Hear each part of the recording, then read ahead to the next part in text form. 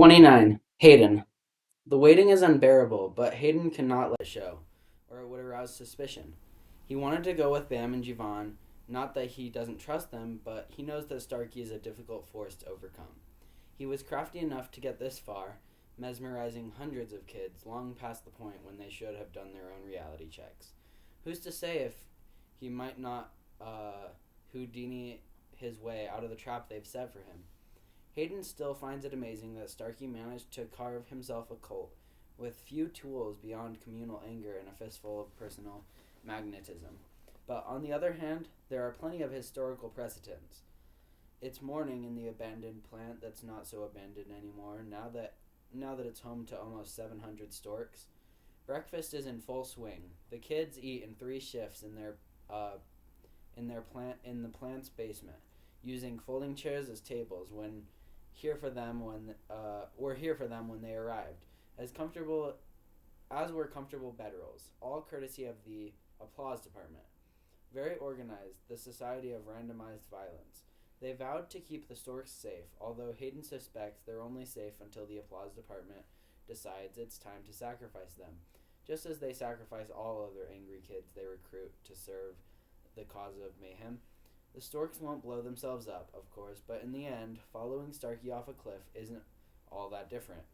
Everyone knows their next mission. Starkey made an announcement and rallied the troops. He hasn't told them yet that their ultimate objective is the extermination of the mousetail tithes. They may never know. The only reason Hayden knows is because Bam shared it with him.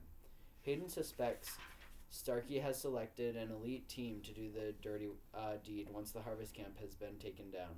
Or maybe he plans on herding the tithes into a single building and doing it himself with a shoulder-mounted rocket launcher.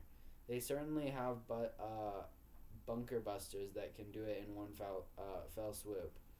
But that's tomorrow. It doesn't explain why Starkey isn't here today. Hayden knows why. After all, it was his plan. The storks, however, can't know the truth. He went with a special team to do some reconnaissance, Hayden tells the masses when people begin to question Starkey's absence. Most of the kids accept it and are relieved because it maybe pushes their imminent attack on Mousetail back a day or two. Of course, there are some kids who are suspicious. Garson DeGroot is full of questions. Why didn't he tell us? Why didn't the Clappers do reconnaissance for us? Isn't that their job? And of course, the question that's most on his mind, why didn't he take me? Hayden plays it cool with a shrug. Who can read the mind of the master? Hayden tells them. And maybe he left you here because he wanted to give you more quality time with Abigail. And then, for the second half of his 1-2 punch, Hayden gets quiet and whispers, "You know, with Starkey off site, that office he likes to hang out in is empty and very private." With that suggestion, all the blood leaves Garson's brain and goes other places, leaving him with no further questions. Hayden then quickly finds Abigail and assigns her to shuck the 1,000 ears of corn and showed up in their last shipment, ensuring that she'll have no time for Garson, even when Garson joins her, frantically shucking corn to speed up the process. Hayden knows it will take all day. He suspects that Abigail would rather shuck Hayden's corn in the kitchen than Garson's in the office. Hayden walks the floor all morning, taking in the conversations or lack thereof, trying to get a beat on today's mood. A mob, he knows, can be dysfunctional as a family, given a bad enough parent, and Starkey is as dysfunctional as they come. Perhaps that's part of the reason why so many of these kids have been willing to follow Starkey. He reminds them of home. "These waffles suck," says a malcontent stork who said the same thing when they were getting watery powdered eggs that actually did suck. Now the applause department supplies them a much higher quality of food than they could get for themselves. But there are always the complainers. "Sorry," Hayden tells him. "The seafood breakfast buffet is tomorrow. I'll make sure they save you some crab legs and caviar." He gives Hayden the finger and continues to scarf down his waffle. Since arriving at the plant 2 weeks ago, Hayden has not only been in charge of inventory, he's overseeing food preparation as well, due to the fact that the former kid in charge of the kitchen died in Horse Creek Harvest Camp attack. It seems all of Hayden's jobs as of late have been the result of terminal vacation of the post. With each harvest camp takedown, the mood among the storks has become progressively more somber and volatile. There have been more threatening glares, more fights over nothing, more issues among kids who had plenty of issues already. The last attack brought a numbness and an indefinable throbbing, like the ache of a phantom limb. There is a vacuum left behind by the dead that can't be filled by the new faces added to their numbers. There's no way to predict the names and numbers of their casualties yet. Of the casualties yet to come from their next mission. Starkey still has his die-hard believers who try to compensate for the plunging morale by screaming and cheering the loudest when he tries to rally them to the fever pitch he feeds on, but their efforts are less and less effective. Where are they, Hayden? He turns to see a girl loudly dropping her plate into the bus bin next to her table with an angry clatter as the punctuation to her question, although clearly it's an accusation. This is one of the girls liberated from Cold Springs Harvest Camp, where the director convinced everyone that Hayden was working for the juvies. Those kids still cling to the belief that Hayden is a traitor. The one saving grace of the haters is that they keep him on his toes, never allowing him to get too complacent or comfortable. Where are what? Asks Hayden. The sausages, you mean? They're gone, but there's still plenty of bacon. Don't play dumb. You said Starkey went with a team, but I've been checking around, and the only ones not here are Starkey, Bam, and Jivan. That's not the kind of team Starkey would take. If you ask me, I think you have something to do with their disappearance. A few other kids have taken notice of this little confrontation. One kid meets eyes with Hayden, rolling his as if to say, I'm on your side. These Cold Springs kids here are nuts. As more and more are added to their numbers, the voices of the Cold Springs haters mean less and less. In spite of them, Hayden knows he can't be a leader here if he wants to. Good thing he doesn't want to. Anyone with half a brain could see that Starkey needs an assault team leader to scope the place out, and a hacker to figure out how to foil the security system. Hayden tells her, otherwise, more of us could die in the attack. Hayden makes sure to emphasize the word die, which has the desired effect. Everyone at the accusational girls' table becomes uncomfortable, as if spiders have just crawled into their laps from beneath the table. Why do we have to attack another harvest camp? Asks Elias Dean, one of the mouthier kids. Haven't we done enough already? Hayden smiles. The fact that kids are voicing their reservations out loud is a very good sign. Starkey says we'll keep it up until either the harvest camps are gone or we're all gone. More spiders at more tables, the kind that bite. One of these days they'll be ready for us, someone else mumbles, and takes us all out before we even get through the gate. Starkey's a genius and all, Elias says, but it's a little much, don't you think? Not my job to think, although I occasionally do, Hayden says. I'm glad that you do too, and that's as far as Hayden will take it. God forbid he be accused of fomenting dissent. The reconnaissance team returns at noon. They're back, announces a guard running in from his lookout at the rusty front gate of the plant. At first, Hayden thinks the plan must have failed, or that maybe Bam and Jivan scrubbed it, unable to go through with it. Maybe their accomplice, the gardener, never showed to make the capture feel authentic. But when Bam and Jivan enter, Starkey is not with them, a fact that the lookout was not observant enough to notice.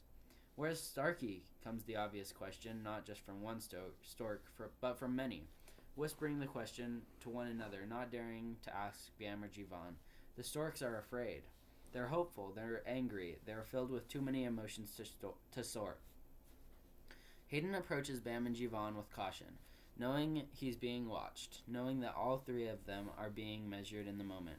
Don't tell me you got stranded in the mountain pass and had to do like the Donner Party, Hayden says. If you ate Starkey, I hope you saved me some breast meat. You're not funny, Bam says, loudly enough for Hayden to know it's for show. We were ambushed by parts pirates. We're lucky we're still in one piece. She hesitates as more kids drift into hearing range, drawn by the curious gravity of tragedy. They recognized Starkey, so they tranked Jivan and me and left us there. When we came to, Starkey was gone. They took him. No gasps, no cries, just silence. Giovanni tries to slip away, not wanting to be within the little center of attention, but Bam holds him tightly by the shoulder, preventing him from leaving. Starkey's gone? Asks one of the youngest, smallest storks, one whom Hayden recalls having trouble wielding his weapon at the last takedown. I'm sorry, says Bam. There was nothing we could do. And to Hayden's amazement, Bam's eyes begin to cloud with tears. Either she's far better at deception than Hayden ever gave her credit for, or at least part of her emotion is real. What do we do? Someone asks. We go on without him, Bam says with subtle authority. Gather everyone on the turbine floor. We have decisions to make. Words quickly spreads, and the somber sense of hopelessness lifts as everyone begins to grapple with the idea of a world without Starkey. The three girls in his personal harem alternate between comforting and sniping at one another. They are inconsolable, but they're the only ones. Even Garson de Groot and Starkey's other supporters have quickly overcome their grief and are now promoting themselves, jockeying for a leadership position in the new hierarchy.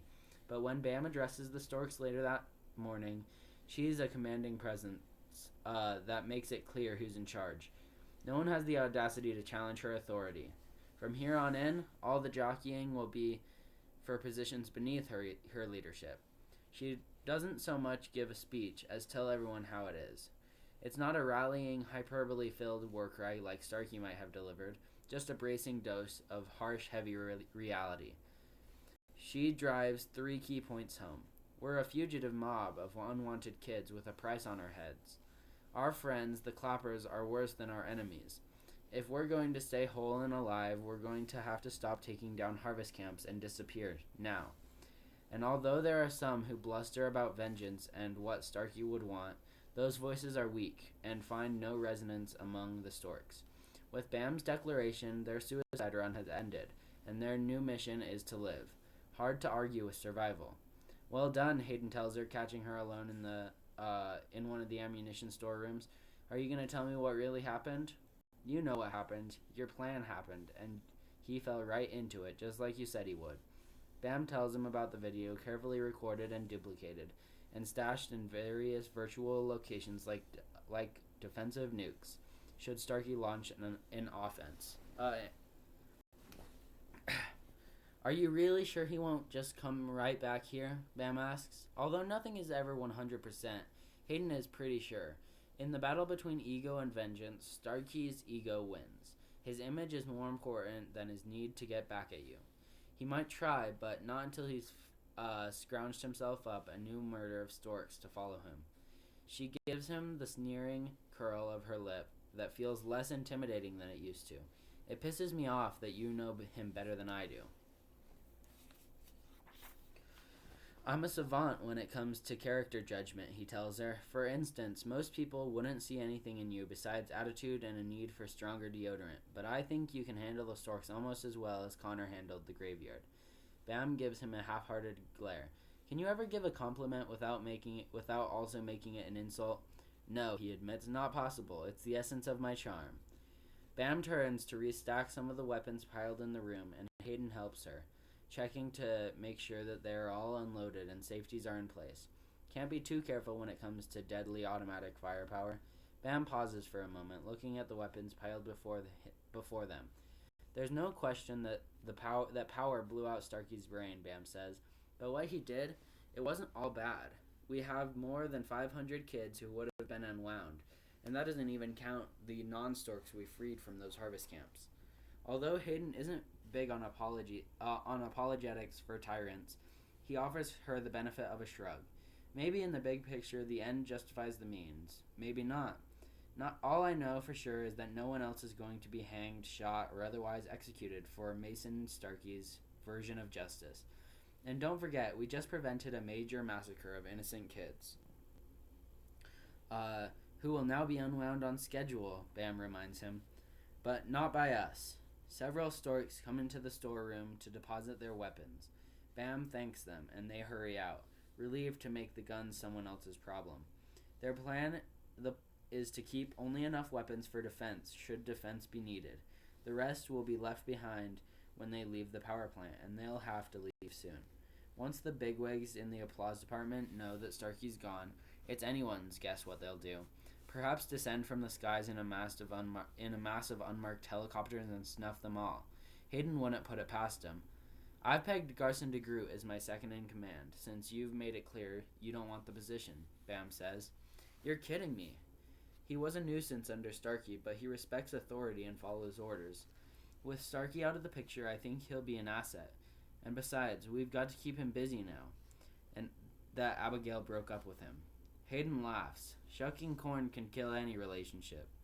Then he finds himself getting characteristically serious. So, what's next? He asks, because his plan for the Stork Brigade only went so far as Starkey's removal. I have Storks working on finding us somewhere safe, Bam tells him. There are lots of places to hide. We'll find one. Hunker down and make it work. I wish you luck, Hayden tells her. She eyes him with the old suspicion. You're not coming with us? Hayden presents her with an over-exaggerated sigh. As much as I would enjoy being Eminence Gree to your striking figurehead, it's time I left for greener pastures. Actually, I've been considering setting out with a small crew of my own and reestablishing my broadcast radio show, since the podcasts keep being squelched by this juvenile authority a few hours after I post them. Bam laughs at that. Hayden, your broadcast never reached beyond the graveyard, and even then, no one was listening to you. Yes, but I do love to hear myself talk, but I think I can get a wider audience with the help of Jivan and a few choice members of a special ops team. We'll be the Verbal Strike Force, VSF, for short, because initials are always much more impressive.